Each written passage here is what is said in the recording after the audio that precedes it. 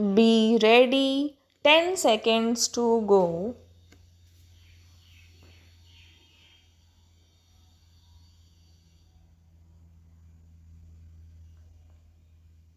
Start. Mr. Chairman, for about 12 years or more now, I have been related first rather distantly and then more intimately with the work of the Institute of Pacific Relations. I have profited by reading your publications and have always felt that you were doing good work in trying to understand the problems of the Pacific or the Far East. For a long time, I have felt that as time goes on, the problems of the Far East will become more complicated and the center of gravity of the tension prevalent in the world today will shift to the Far East and, in particular, to Asia. While people readily agree that Asia has, to a certain extent, become the focal point of world tension, they relegate Asian problems to positions of relative insignificance and tend exclusively to emphasize the importance of European and other world problems. I agree that European problems are and have been very important, but I have felt that in the perspective of things to come, they were wrong in not devoting the requisite attention to the problems of developing Asia. Asia compels attention in many ways. There are a large number of backward countries in need of urgent economic development and others in which acute scarcity of vital commodities prevails. But what is most needed is an understanding that Asia is going through a process of change and that it is in ferment. Some parts of Asia are quiet and relatively peaceful, whereas others are torn by external troubles and disturbances. I am not referring to the external situation so much as to the characteristics inherent in the personality of Asia. I do not claim that this change is peculiar to Asia, perhaps it is taking place all over the world. In Asia, we have been kept down and are now trying to catch up with others who are ahead of us. We have been engrossed in things of the past and time has passed us by. We have not been able to keep pace with it, and so we must run. We cannot afford to talk, but then when we run, we also stumble and fall and try to get up again.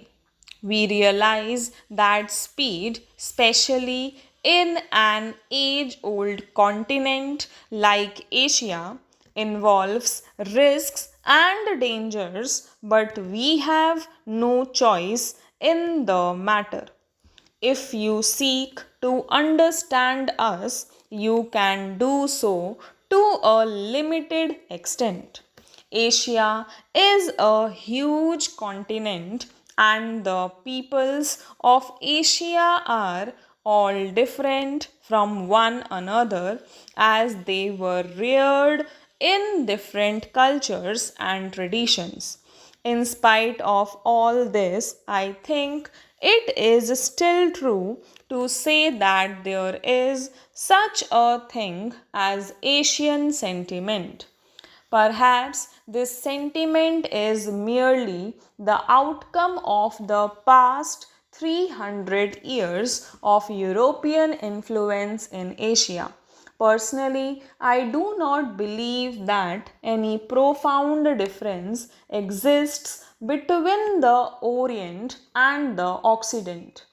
Such differences as can be accounted for by history, tradition, and geography exist even among the Asian countries and, in fact, even within the same country.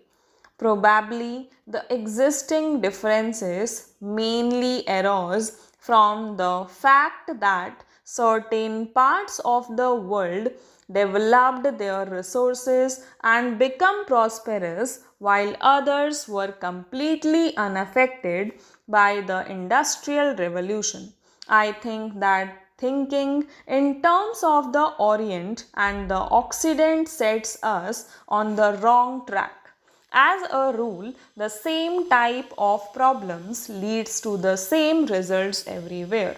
At the same time, there are certain countries like India and China with pronounced national characteristics where history and tradition exert a profound influence on the course of events.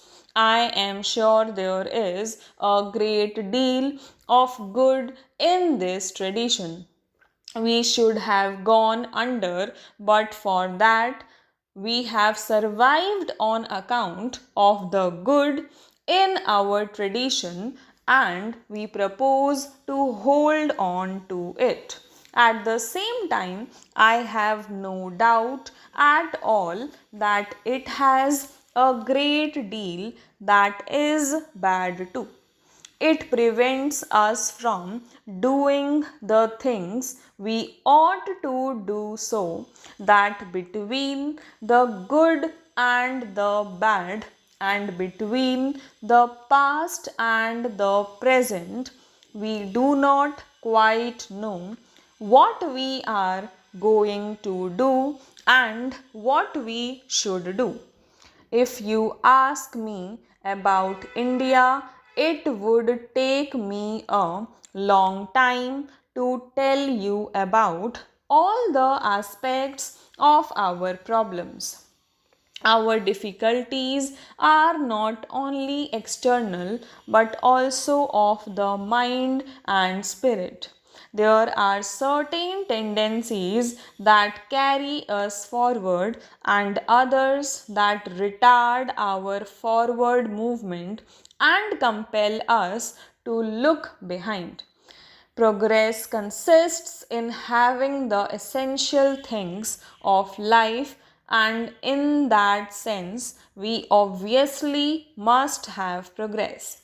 We are going ahead, and I hope rapidly we are harnessing science in the service of the nation.